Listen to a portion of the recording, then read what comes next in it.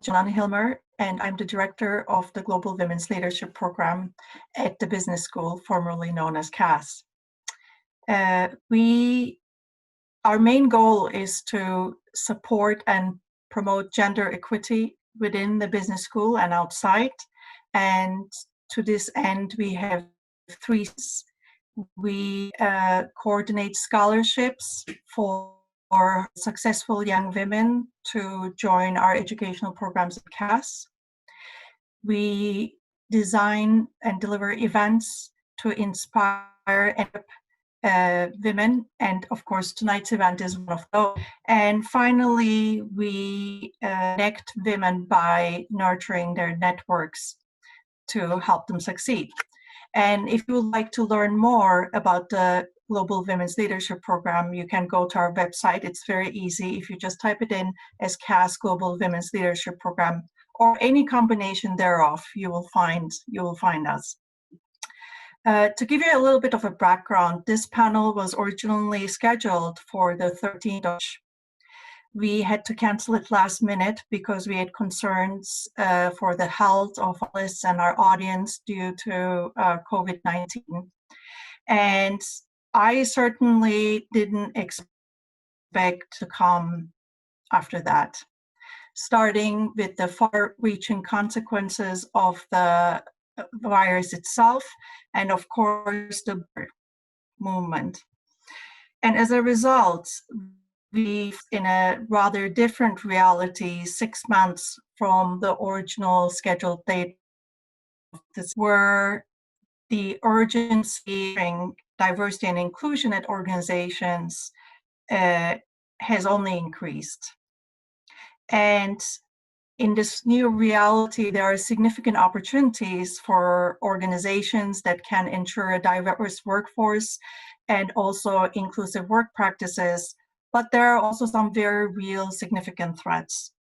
So getting this right always mattered, but it matters significantly right now.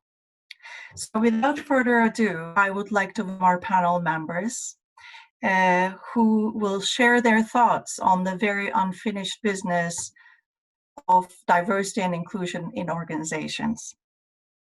I have to say, their achievements are just far too many for me to be able to cover here, but I just want to highlight a few of them that are relevant to this event. First of all, Alison Maitland. She's an international writer, speaker with expertise in changing inclusive organizations, new models of leadership, and the importance of gender balance in business. Hi, Alison. And she is a former long-serving Financial Times journalist, and diversity and inclusion called INdivisible just came out at the beginning of this year. Alison is also the chair of the executive for the program, so we have very close relationships with her. Heather Melville Obe is a thought leader on leadership and building high-performing inclusions, both in the financial sector and professional services. And she is very keen to support BAME talent from the early years of schooling, and a couple of years she created some Black-led thought forums in her organization to address the issue of how Black colleagues could be promoted to higher roles within the organization. And then finally, we have Chris Parke. Chris Parke had a career in investment banking, and afterwards, and also at PwC, a consultant, and I'd go back to school and study business psychology at INSEAD. His dissertation there was about how organizations could support women who were transitioning into parenthood at their workplaces, and he used springboards to launch his consulting practice, Talking Talent, which focuses on leadership, inclusion, and talent management. Before we begin, a brief point on housekeeping. the panel under the Chatham House rules, which means that you can use the information that's discussed here, but you cannot give away the source of the information. Questions, please submit them through the Q&A function. On the other hand, we will also ask you some events, and you can submit your answers through the chat function. You're also, of course, welcome to share some of your thoughts on the chat function. If you would like to tweet, we ask you to use the @CASBusiness handle. Hashtag is CASWomen. Thank you very much. Finally, thank you all for joining us full event, and welcome to all of our panelists. So, as we are starting, we thought that we should really talk first a little bit about what we mean by diversity and inclusion, so that we all start discussion on the same page. Alison, would you like to start to go ahead? Sure, yes. Well, thank you for the lovely welcome to all of us. And it's really lovely to be here for this incredibly important conversation, and also to see that there are so many participants, issues of our times. It's important to define what we mean by diversity and what we mean by inclusion, because those terms actually can be, I think, in different cultures. And also they are quite often confused or conflated. So, for example, companies sometimes talk about diversity, talk about inclusion when they're actually talking about diversity representation, and they're not the same thing. So diversity and inclusion are complementary, but they're also different. I'll use the definition that Rebecca Steele, my co-author in our book INdivisible, which is that diversity is the vast mix of all that is experiences, backgrounds, strengths, perspectives that exist. And, you know, that is a huge opportunity for organizations to seize. And inclusion about actually seizing that opportunity by creating work environments in which every voice is heard, in which everyone can thrive, in which everyone matters, and the value of indivisibly wrapped of the organization. We call it harnessing our collective superpower. And the important thing really is that you can't see the benefits of diversity unless you have inclusion. So without inclusion, diversity can often remain unfulfilled potential. And I'd love to hear what the other panelists are. I mean, maybe Heather, would you jump in there, and what do you think? So for me, this is something that we've talked about for so long. I can't wait for the day when we don't talk about it and we just do it. And for me, that big part is really, wherever I go, being able to be who I'm feeling that I'm going to be judged because of the colour of my skin or because of my gender. And so that's really as simple as it is. And we need to really think about, how do we really make people feel included in all of our organisations, in any engagement we have with people? From a very early age in the playground, you know, children will decide who they want to be friends with. I like that person because they've got blonde hair, or I like that person because they've got brown shoes. And they'll all together with them and they'll play together, and they'll exclude the child that doesn't have brown shoes or the child that doesn't have blonde hair. And so that feeling starts from that early age.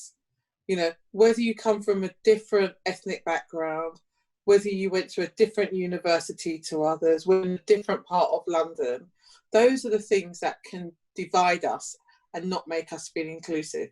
And I think for me, that topic of talking about it now is to really be exclusive, because that's the behaviour that we sometimes revert to as a normal.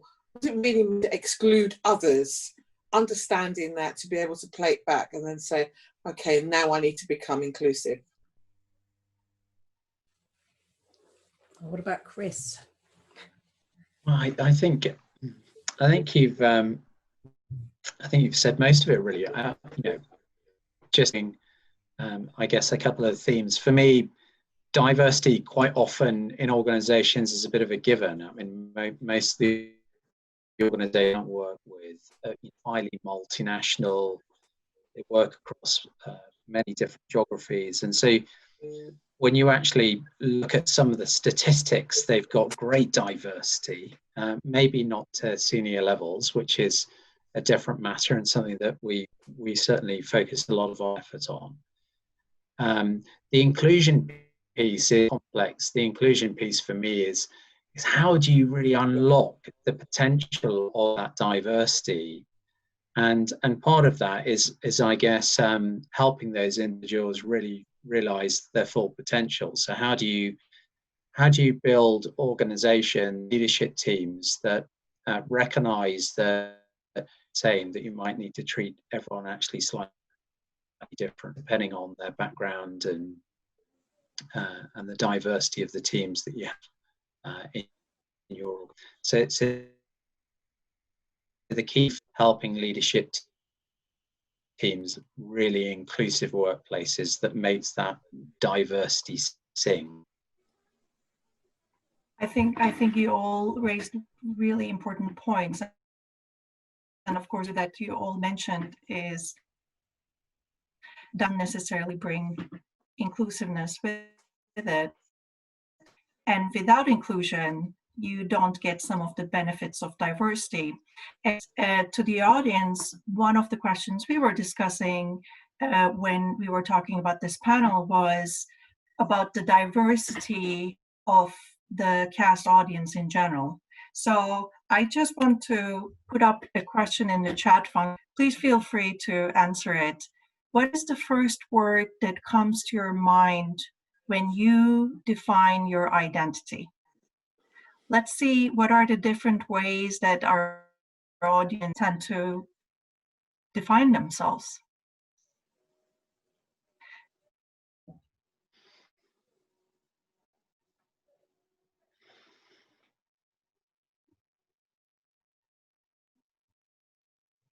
It's lovely. We are seeing several women, and some years ago, Alison made a really good point that I appreciated. She said that we tend to identify ourselves the dimension that we feel most vulnerable for.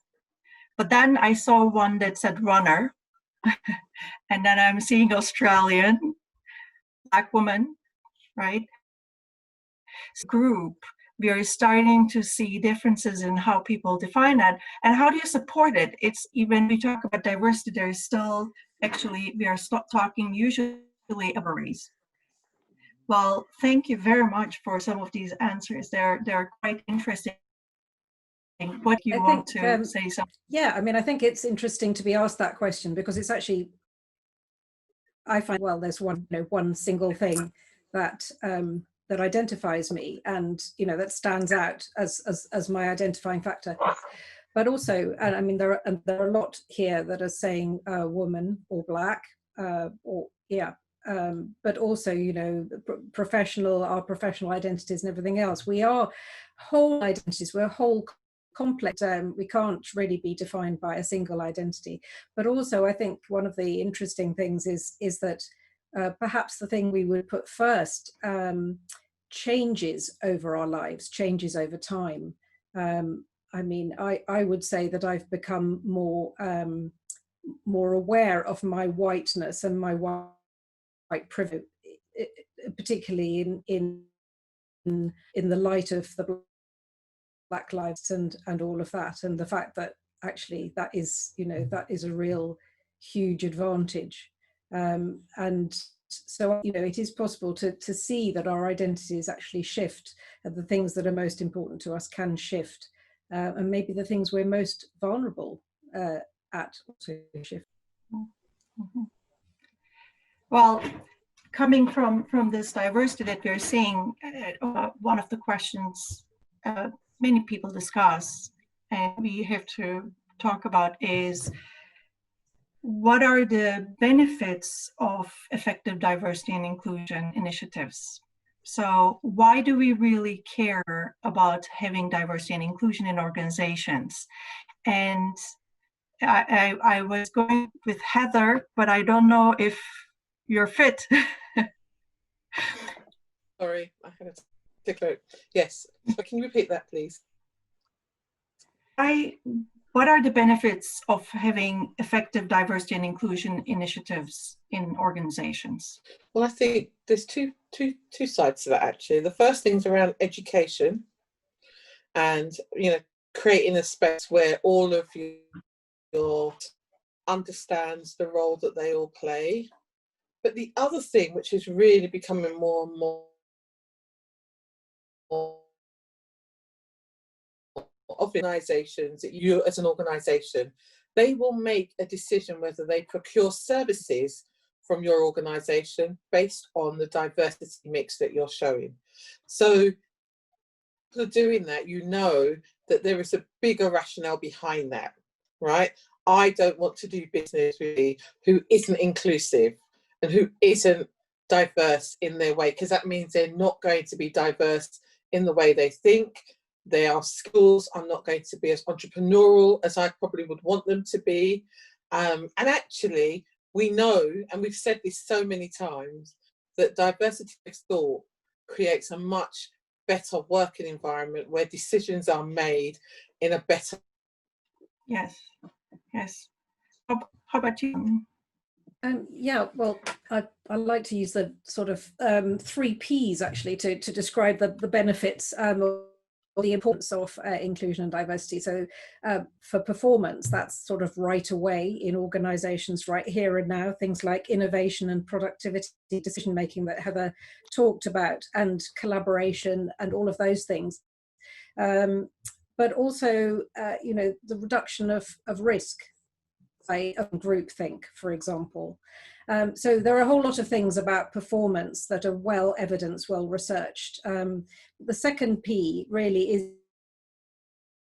is about organizations being ready to face the challenges that are ahead and the opportunities that are ahead. I mean, just to take one example of that, I mean, there are a whole lot of different examples, I suppose, of that. But one thing that we could focus on is the skills, higher level human skills that we need when we're working alongside smart machines of artificial intelligence. So not only and burnish our interpersonal skills, things like emotional intelligence and flexibility, adaptability, being able to read a room and that sort of thing. So, and complex problem solving as well, although machine quite a lot of that. So if you train people as a whole in inclusive skills, you're actually equipping the workforce of the future that will be able to exist alongside smart machines. And organizations need to demonstrate that they have a purpose. It's increasingly important, and I think most large organizations are very aware of that. And if you are doing things to advance inclusion in your organization and also across society, that is a very good way to demonstrate what your purpose is as an organization.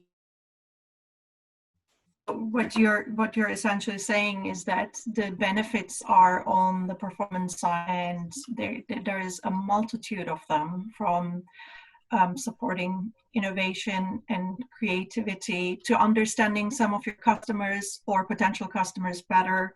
There's preparedness for some future changes we're expecting in work, and then there's purpose. And so added, it's not only about you, it's actually all your business partners may be requiring this. So for you to be able to, it matters. One of the questions that I wanted to ask you, Chris, is how do these performance measures trickle down? Because one of the challenges we sometimes have is we have these very high level goals. How do you relate them to John, who is in the marketing department, or to Jill, who is in accounting? It's really important that P that Alison mentioned this is really critical for me, because as you rightly said, there's so much that's been written now about the business case for why diversity and inclusion is important and is of benefit, and that's come from McKinsey, it's come from the Big Four, it's come from the investment banks. There's just so much data out that in a sense, from the kind of top line growth of an organization or the bottom line.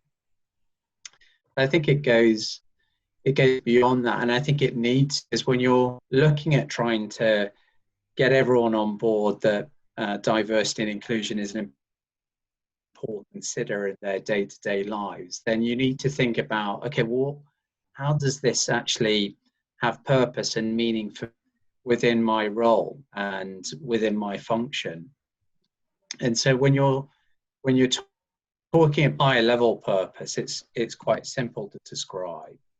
I think much like a kind of change program, and we've all been taught all the kind of methods and and we change, but it's really important to, I think, anchor the purpose towards, what does it mean for each and every individual? Drivers, which will link back to inclusion and diversity. So, for example, if you're in manufacturing, is it something related into safety and compliance?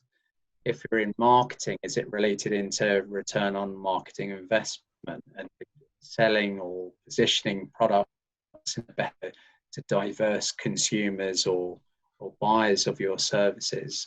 And getting a bit more granular around that, I think.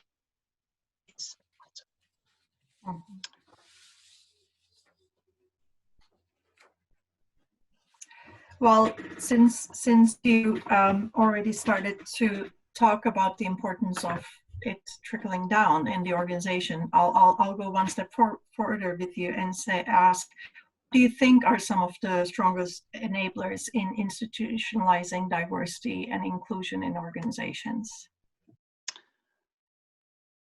Gosh, I would say there's kind of three critical things. So I think the first one we've touched on. So the first one is getting senior leadership teams to actually buy into it. And that's absolutely fundamental. If you don't have senior leadership dead in the water, and much like, again, any other change program. And that is about having a business case. How does this relate into strategically what they're trying to achieve with their business? And how do you make those links? Is then having that very strong business case and purpose. And then the third is, how do you operationalize that? And for me, that third piece is really kind of wiring and plumbing of organizations. And that's where having a really strong HR function comes in. So some of the kind of processes and policies sit within a business that make it all happen. So it's things like, how do you bake this into really good recruitment processes? How do you bake it into performance management and competencies of leadership? So you're not just saying that this is important, you're actually measuring people again. And it's that level of kind of intricacy that you require, across the organization to make it become kind of, if you like. Heather, you seem to be agreeing, so I'm going to turn to you and ask. Yeah, I think actually your employees will tell you how inclusive your organisation really is, right? Mm-hmm. Because they'll be very open, and sometimes we have to ask ourselves the question as leaders: are we what people are saying to us? How seriously are we taking some of the things that really listen to the feedback that we get? That all big companies run through their organisations every year. So the whole thing about Black Lives Matter, that's been going on for many, many years. It's the first time we've actually all witnessed in such a public way and so that had a huge implication. Many people think, many employees felt, people who had experienced things, Black people, white people married to black people, mixed race children who had experienced some form of racism many years ago, but had parked it, put it away. But that one situation brought it right back up. And so this is a time when organisations who really care about this are prepared to have that conversation. Finding when I'm speaking to people, I'm saying, let's not talk about BAME, let's talk about black. Let's not be scared to talk about black, because right now that's we're scared to talk about gender when that became a big issue. We then start to talk about black comfortably because that's the toughest one. We can talk about everything else that happens. And actually it has to be more than talk. Your employees need to feel when they walk through the door, if they've got a disability, they're catered in all angles. You know, we know that across most industries, you know, just over 2% of people disclose that they have a disability. People feel is happening to them because of that, or will happen to them. I'm a woman of a certain age, I won't say publicly, but I've just seen a comment come up there. And so ageism comes into it as well. Do we make decisions? Do we say things that, oh, I think that person might be too old for us to put them on that course? Or they might indeed be too young. So there are a range of different things. And what we need to do is get people to talk about it so that we can address it. Let's not pretend and butter it up and say, well, we're doing really well as an organisation because we've won that award or we've done that. Let's listen to what our employees are saying. Create a culture. And I think that is a very key thing that sometimes we miss in the whole conversation around D&I is culture. If the culture, people don't disclose, people don't discuss, share, and that's what you need to happen to be able to address an issue and you can communicate, say to our people, this is what we're doing, this is when we're doing it, this is why we're doing it. And by the way, we can't do it without you. We can't do it without you. We can't do it without our important employees, because if we think about COVID, this has been a real test. Organisations who did not want to put flexible working to their employees in the past, they have had no choice. Or the people who they thought would not work flexibly have demonstrated not only have they been able to work flexible, but they've also been able to do caring of their families, young, old children. And for those poor parents who've had to teach their children, become teachers as well during that time, we've shown them that it can be done. I think this is incredibly important. I mean, basically, inclusion has to be about everyone in the organisation. It can't be just about either single identity groups, which we often put people in quite massive and diverse populations into single identity boxes in organisations. But it's also got to be, and we can't expect those groups that are most marginalised to actually be doing the work of, because they're often the people who have the least power in the organisation. So inclusion really has to be about everyone. It has to be about the mainstream as well as the marginalised. It has to be about the people who have power and the people who have less power in the organisation. And I think a big part of it is actually how power is distributed across organisations. I think that's one of the big things that in a change programme when you are building inclusive. And we've seen examples of distributed power of people who are willing to exercise power with people rather than exercising power over them. We've seen some very good examples during the COVID crisis in terms of leadership of countries. And I know Jacinda Ardern of New Zealand has often been referred to as who used both strength and compassion, combines both strength and compassion. But she also got everyone on board in New Zealand by brilliant communication, by being sort of in people's homes with them on her Facebook Live things, so being very transparent. And also she brought fairness of this, which was, she and her ministers took a salary cut in solidarity with people who were suffering as a result of the COVID crisis. So there were a whole lot of things and the messaging was just absolutely consistent. There was a common purpose here as well, purpose that we are going to save lives. As a country, that is a priority right now. So all of those things, to me, are part of creating an inclusive environment. Yeah, I would agree with that. I just want to pick up on a couple of things both Heather and Alison have said, because I think is the conversation around inclusion and diversity, and I think, you know, I talked about senior leadership being the key or one of the keys, and I think they need some real support actually around how they create that psychological safe space to be able to actually have a voice and put your hand up and be open and honest about how you're experiencing, particularly if you're and not in the majority, if you're on the periphery. And I think that's the journey that lots of it actually is where people can really talk about whether the organization is inclusive, whether they feel truly a part of it, whether they can bring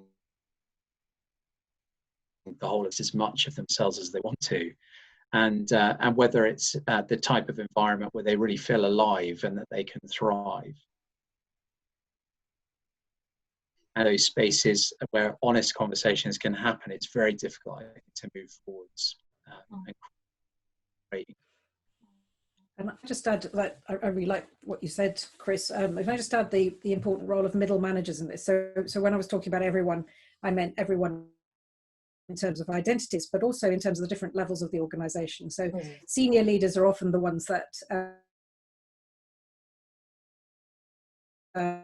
we will do inclusive leadership training, and it'll be for our senior leaders, and they will go through the organization. But actually, it's everybody's role in an organization, and we all have to take responsibility, because if there's one person who's being excluding in an organization, then the organization is not totally include.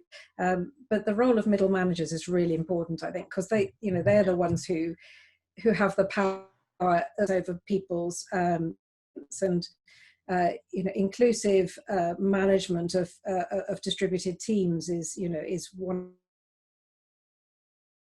of the instill in people, and obviously there's been quite a lot of good examples of that, but it's something that really we need to have in training and development now already. And of course, that's a significant amount of resources to really. Like what I'm also hearing in this conversation is, if you're really serious about this, you have to be willing to spend on this. It could be time and it could be money, and it's difficult to avoid them if you really want the change. Would you generally agree with that? I feel to myself, and I had this conversation today, if there is a new product that we need to take to a new, we have to invest. We've got to do the research. We need to categorize how we take that product to market and how we bring people with us to help deliver it. Well, actually, that's exactly the same here. Inclusion is a very important part of how we structure businesses. So we've got in it to make changes that's going to make us more inclusive. Organisations that tell you they can't find the money. If you think back to February of this year, if you had said to people, "Oh, it's going to happen, and we're all going to have to plan for it," no any money, right?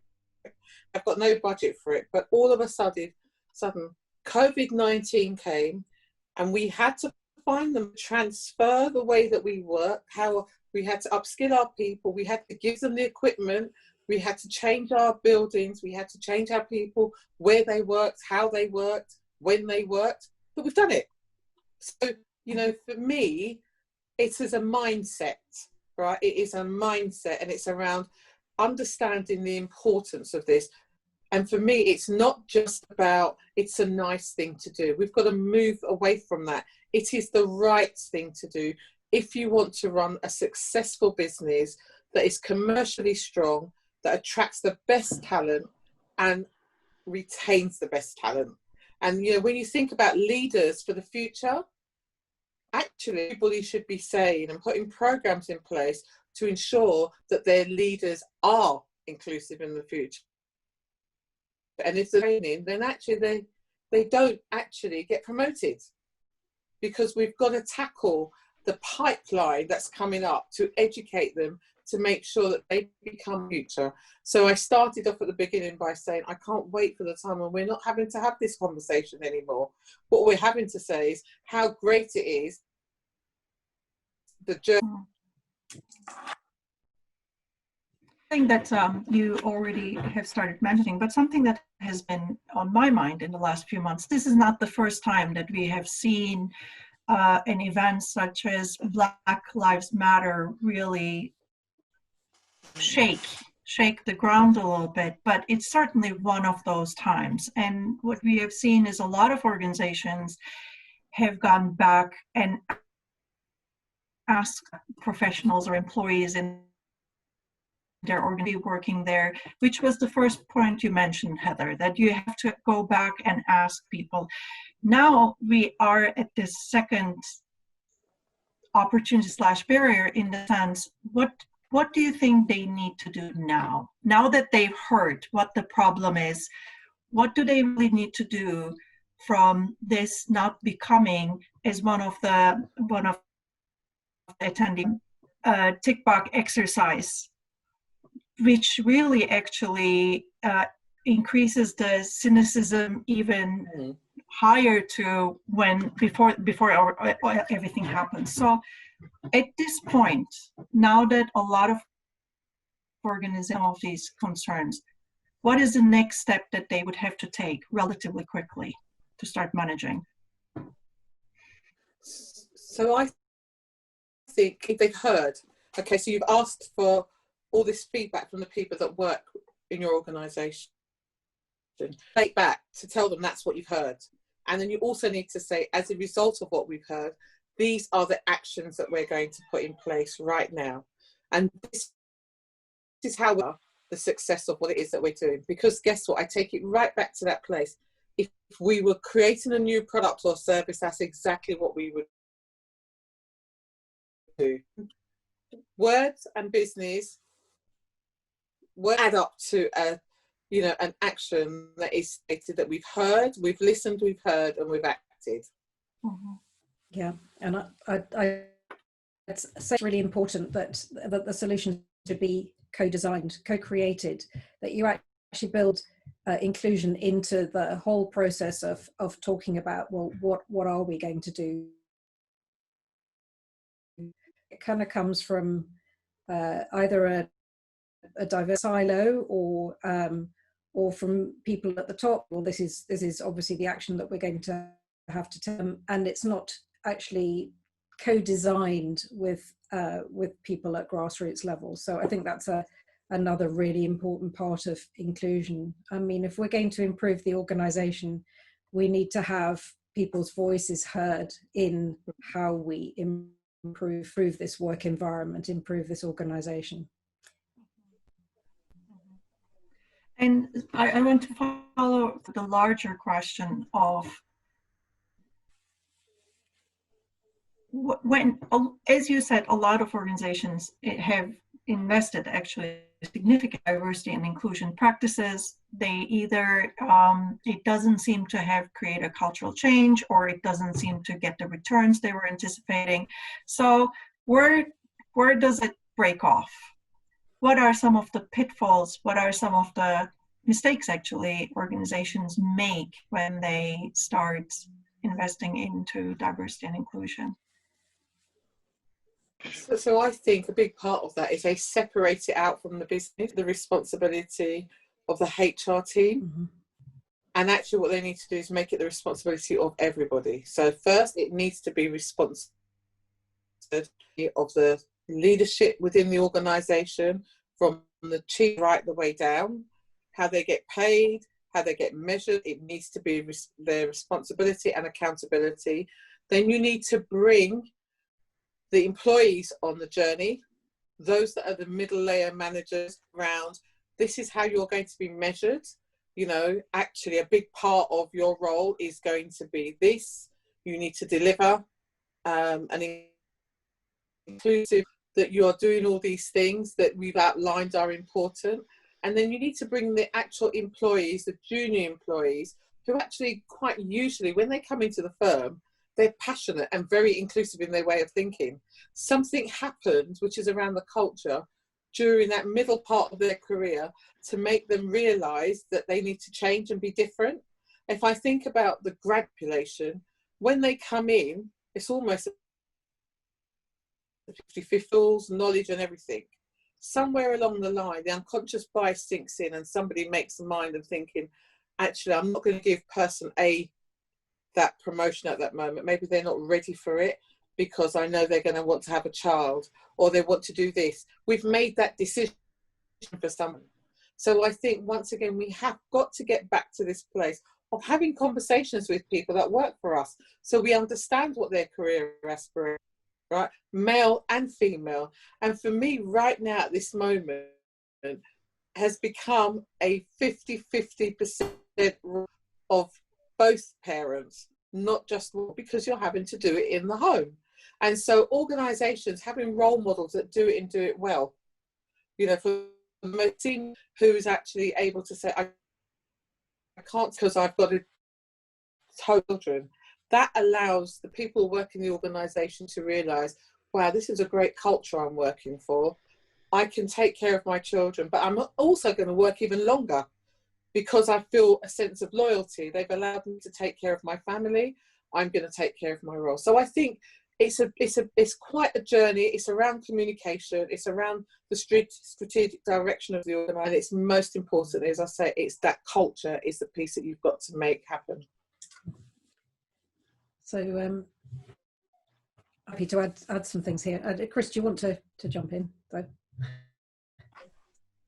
No, go for it. If you've got some things to add, Alison, fire away. I think, you know, I talked earlier about the importance of inclusion being part of the whole system of the organisation, the way that the organisation operates. So it's actually baked in, it's actually built in, which is so crucial. So I think, I mean, things that work are things that are piecemeal, things that don't actually address the whole of the issue. As if you were looking at marketing, to take Heather's earlier example, if you're looking at marketing only from a particular lens, or only one particular part of your marketing of your consumers, things that don't work. An example, I think, which I thought held great promise when it first became very popular, maybe about 10 years, was unconscious bias training or implicit bias awareness training. I think it was held up as a big part of the answer to get more organisations more diverse and inclusive. And I mean, ultimately, it does raise awareness, but it's now been shown by, in fact, there was a meta-analysis done of nearly 500 different studies, which suggested that the current interventions, which a lot of organisations do unconscious bias awareness training in small, very single session things. That actually those interventions that try to change people's implicit or unconscious biases don't consistently change behaviour, and so they don't change the diverse mix or the inclusion, the level of inclusion in organisations. So that's an example. I mean, I think that COVID gives us quite a good analogy, because with organisations, organisations often try to measure it just by asking people how they feel, whether individuals feel respected, for example, or feel valued. Just a couple of questions in an employee engagement survey, and that's not going to capture actually a lot of the things that are happening beneath the surface, the hidden biases, things that those people may not even know about. With COVID, we can't rely on people's feelings about the virus, because they might be actually perfectly well. They might be ill, but they might feel perfectly well. And rely on their behaviour, although we've all got to wash our hands and we've all got to wear masks and physically distance, but not everybody thinks that applies to them. Not everybody does. We also need systems, structures and signals that are in place that give very clear guidance to people, very clear communication that support and enable people to fight the virus, actually, or to, you know, the analogy is to fight exclusion. So some of those structures are obvious, some of those processes are obvious, like in recruitment, you know, how you hire people, how you do succession planning and that kind of thing. But some of them are about the signals that people give, the written and unwritten rules in organizations. And until you actually tackle and ask questions about those written and unwritten rules in organizations, you don't really get right to the heart of how to create inclusion, I think. So many good points. I mean, so I just want to pick up on a couple of them. I think, you know, I was thinking back to my time at PwC, Heather, and you know, I was involved in the merger of Lloyd's Banking Group and TSB. I was part of the kind of change team on that, and involved in helping Vodafone get ready for 4G as it was back then. It feels like quite a long time ago now, doesn't it? Which shows my age.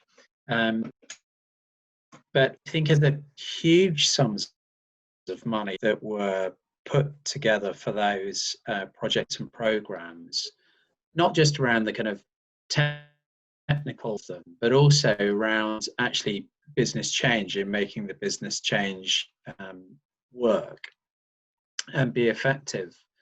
And then I think about how much resources put forward for some initiatives, and it kind of pales into insignificance, really. You know, there are hundreds of things that you can do around D&I initiatives, and there are hundreds of things that have been done. But actually, for most organizations, you've got to be quite, you know, much like any other business decision, you've got to be quite microscopic to understand what is the data telling you. It's quantitative, qualitative, and then deciding, okay, that there are 3 or 4 things that we should do out of the 100. I think one of the things that frustrates me most about this space is just the herd mentality. And I think unconscious bias training, implicit bias training, one of those things. It was very, very popular, particularly in North America. You know, recently we've heard of millions and millions of dollars on unconscious bias training as a result of some really awful PR that came out from how some employees and customers were being treated. That will solve very little, actually. It would solve very little indeed. So it's about being really precise about what is going to make the difference.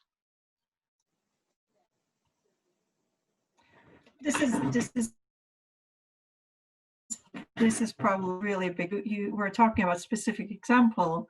I just want to say, what do you think would have resolved it? At Starbucks? Well, you know, I don't feel like I can comment because I don't know enough about it. But no, I feel like trying to boil the ocean is, as such, putting everyone through a blanket training. You know, is proven, as Alison said, statistically to have very little impact. And was the problem specific to a particular branch or a particular line manager or something else? I don't know. It's difficult for me to comment. And I think you bring up a really good question that doesn't get discussed in what happens when these are more exceptions, or how do we deal with the individual instances? Do we make blanket changes across the whole organization? Is there that, or should we deal with the individual instance a bit more forcefully? I want to go back also something that a few of you mentioned, and I think it's an important question. It's a question I sometimes grapple with. At the very beginning, diversity looks like it's a little bit more straightforward to measure. How do you measure inclusion? So What are examples, good examples that you have seen of organizations that measured inclusion really? Mention something really important, and I want to make sure it doesn't get lost. So quite often what you'll see happen is organizations think inclusion is indeed really important, and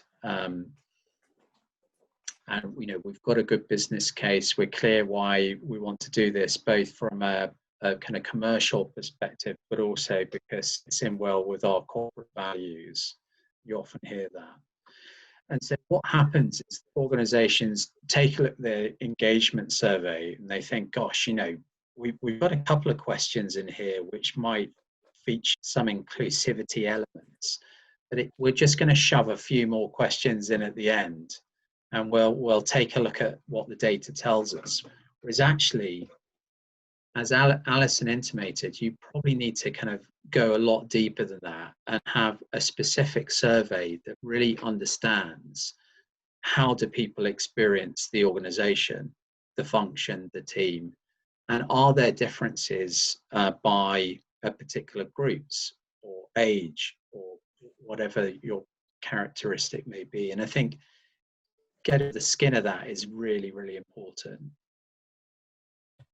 We do. We talk a lot about measurement in the book, and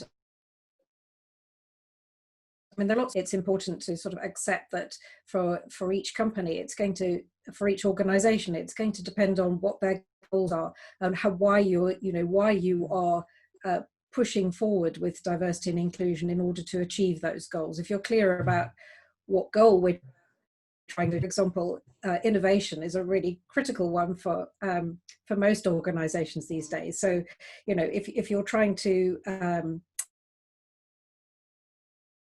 if you want an organized people feel comfortable, feel free to speak up, to contribute their ideas, where they're not going to feel fearful of putting out ideas that are different or even, or unconventional or maybe contentious potentially.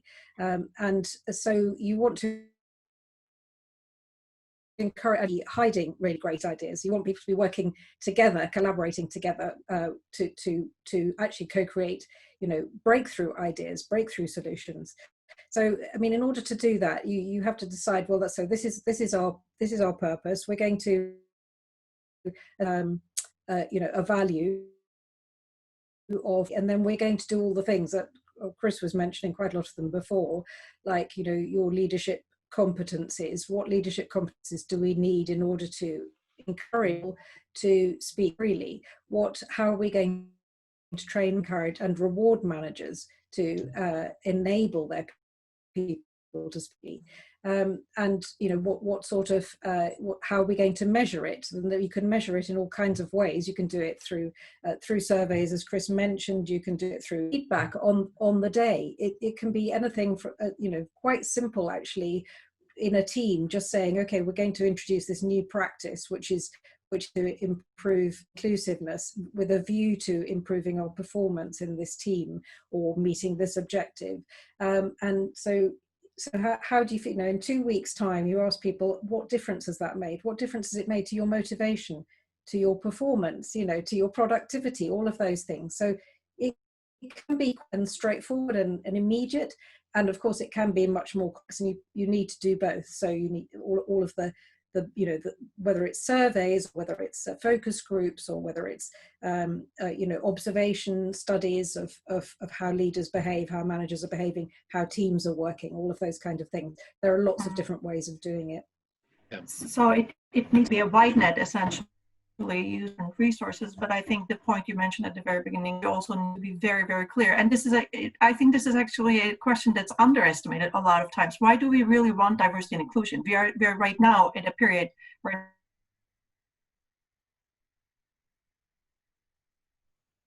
it's valuable, it's viewed valuable in and of itself. So bringing it back, I think Heather mentioned also earlier, to what are your goals as an organization, and how does diversity and inclusion support this is a serious and question, actually, at times to answer. Well, I think particularly for those middle managers that Alison was talking about, I think Heather raised it as well, but middle manager, and unless you can say earlier, unless you can relate it back into their world, then forget it, because actually they will be measured on, you know, how safe the manufacturing supply chain is, how many widgets can they produce, how much revenue do you bring in, how many new sales clients have you last month, and unless you can start relating in inclusion and diversity to those things, then it's very, very difficult to shift behaviors, because if the leadership team are looking at a set of metrics that measures you around your performance, which is nothing to do with, in your mind, inclusion, why would you bother wasting time and energy on it? And it's critical to draw the links between those Absolutely. things. I agree. I mean, middle managers need to know what's in it for me. I mean, that's critically it. And just like any other, you know, this driver, you need to resource middle managers with exactly the same things as you would for the other business drivers that you've been talking about, the other business factors that you've been talking about, Chris. And unfortunately, that often doesn't happen. But you know, if they can see why it's good for them, why it's good for their team, you know, achieving their team objectives, why it's good for the business, why it's good with their clients, all of those things, then it becomes, oh, well, why wouldn't you do this? Well, we've got to do it, and we're being rewarded for it, and so on. I think one of the things to also remember is that nobody really teaches anyone to become a line manager, do they? Good point. Yeah. Usually what happens is you'll have somebody who has demonstrated a certain kind of competitive behaviour, and the reward for that is, let's promote you to lead a team and manage a team. And sometimes those behaviours that they trace, what they demonstrate, are very good in the previous role, but they're not very good when they're leading teams, or because quite often they have a blind side to other softer things, which is the D&I agenda. They'll just see that as something, well, it's more important that I focus on deliver rightly, as you said, where it is equally as important as everything else that you have to deliver. And that has got to come from the top. If they see their boss being measured or being reprimanded because they're not behaving in that way, that will change their behaviours. It's really quite interesting to just see right now everybody's behaviour around. It's amazing, right? Even organisations where people have, said to people, you don't have to go to work. People want to go to work because they want to connect with people, right? That's their peer groups or whatever. And some back to work, but I'm going to continue doing my job. And they're all organised to do that, and they feel comfortable saying it. That's culture, right? But that's all somewhere along the line. There's been a warning that's come down that said, if you force anybody to come back to work and they get COVID, we're going to have a bigger problem. And so that's the messaging that needs to happen. We need to be very clear with what it takes to become a leader and the role that inclusion and diversity takes. So right now, listen, I think it's great. We are asked, when we do the end of year reviews, we are asked to make sure that they've gone through agenda, every single one of the disability strands, and particularly the BME. So the two at the moment are the BME and the gender. Make sure that we have treated everybody fairly across all of those components, because that was something that probably thought about before. And so because and the light's being shone on it, everybody's doing their prep work before they get to the table to make sure they're asking the question, got enough women in here? Or in some instances, have we got enough men? There are two areas of an organisation, which is marketing and HR, which seem to be overpopulated by women. That equally isn't a mix in there. So we should be asking those questions when we're employing people, or if somebody leaves and you need to refill that role. Well, actually, as we don't have enough women in this organisation, we don't have enough men, we need to make sure we put this out. We're not going to say that we're only going to employ a woman or only a man, but we're going to employ what we don't have, and be bold as a leader to say that. Heather, I think it's one of the things I was just going to pick because I think it's interesting that we're being moderated at a panel for a business school is just how much time and effort is put into building out inclusion. I wonder, I mean, I'd be interested. I did my MBA many, but I know that inclusion didn't feature. Neither really did. We have a lot of conversations about, how can you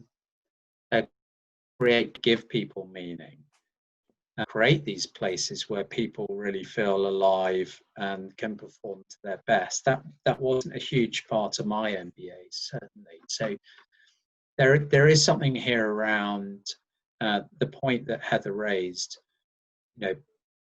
How do we allow people to explore what it means to be a really strong manager and leader, given that oftentimes we're just promoting the best accountant or the best lawyer or the best surgeon into leadership and management, and really those individuals perhaps are less equipped than we might feel otherwise. I think the other thing that's really important part of what's happening with Black Lives Matter, Talking Talent do a huge amount of work around gender diversity, and what we found was in the Me Too movement, lots of the positive conversations and dialogues were really driven underground, because I think leaders and managers in particular quite exposed. They wanted to support and help, but they didn't really know how. And they were a little bit terrified of using the wrong language or kind of getting found out if they were to stand on a podium and have the conversation. I think the same thing is happening to an even more marked degree actually with Black Lives Matter, because we're even less able to talk openly around race and ethnicity, more exposing to us. And we just need to, again, think about how we equip leaders and managers and how we create these psychological safe spaces so that we can have a more open dialogue. Well, I'd like to, sorry. Do you want to? Okay. I was just going to say, in my previous organisation, I was asked, Chief Exec, Heather, I want to talk to you. I want to understand how it feels to be a Black person working in this organisation. I retorted, because my immediate thing was, why you single me out? And actually, then when we reversed it back and I said, do you really care? Because only a brave leader is going to ask you that question. So I reverse mentored for 6 months, and we had a really valuable set of discussions that were open, and all those things were, you're Black. And I said, but that's what I am.